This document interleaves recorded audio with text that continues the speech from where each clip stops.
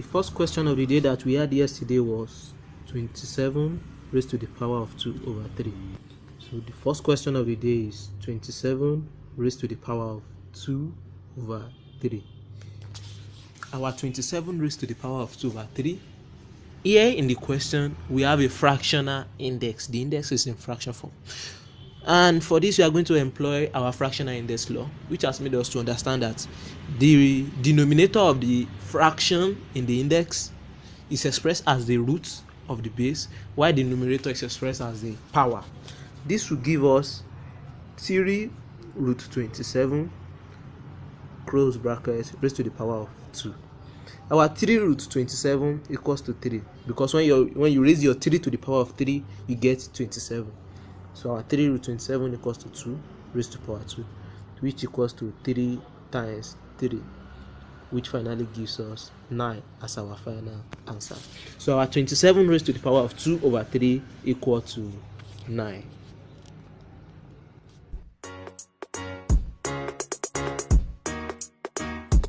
Okay, the second question is 27x raised to the power of 3, open and close bracket, raised to the power of minus 2 over 3. Now, we have to be very, very careful in dealing with this, because we have two laws that relate to this question.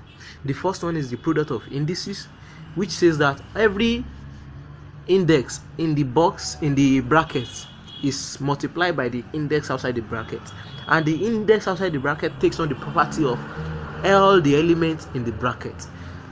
And we also have the fractional index, which is 2 over 3. We also have a negative index here, minus 2 over 3. We are going to use 3 different laws in solving this example.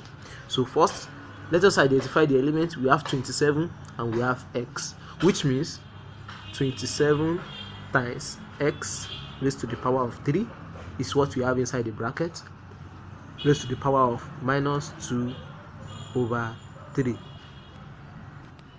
So she's 27 times x raised to the power of 3, close bracket, raised to the power of minus 2 over 3. Bearing in mind that the index inside will be attributed to the properties of the element inside the index outside will be attributed to the property of the element inside the bracket. So that means we have 27 raised to the power of minus 2 over 3 times x raised to the power of 3 times minus 2 over 3. So I'll bracket this one like this, put this one in another bracket like this. Now, our 27 raised to the power of 2 over 3 is the same thing as, we have to follow the negative index law, which means that this will be a reciprocal of the positive index. So which will be 1 over 27 raised to the power 2 over 3, close bracket, times 3 times minus 2 will give us x raised to the power of minus 6. X raised to the power of minus 6 over 3, close bracket. Our 1 over 27 raised to the power of 2 over 3 will be equal to, using the fractional index law, we will have 1 over root of 3 root 27 raised to the power of 2. We are expressing the denominator as the root and the numerator as the power, multiplied by our x. Let me close the bracket here. Our x. This is 3, this is minus 6. When we look at this, we can still simplify that.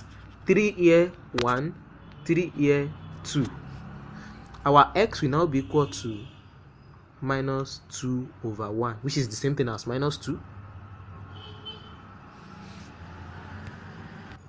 So we now have 1 over 3 root 27 is 3 raised to the power of 2, just close the big bracket, times x raised to the power of minus 2. So we now have 1 over 3 raised to the power of 2 times x raised to the power of minus 2, which will be equal to 1 over 9 times the reciprocal of the positive index of x raised to the power 2, x raised to the power minus 2 will be 1 over x raised to the power 2. Thereby 1 times 1 will be 1 over 9 times x raised to the power 2, 9x raised to the power 2. We can now say that our 27x raised to the power of 3, open and close brackets, to the power of minus 2 over 3 to be equal to 1 over 9x squared, which is the final answer. 1 over 9x squared. So that is the answer to that.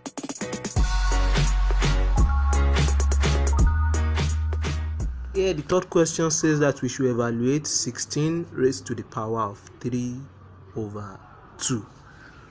This is a fractional index and it's very, very simple and straightforward. The 2 here is expressed as the root of 16, while the 3 is expressed as the index of 16.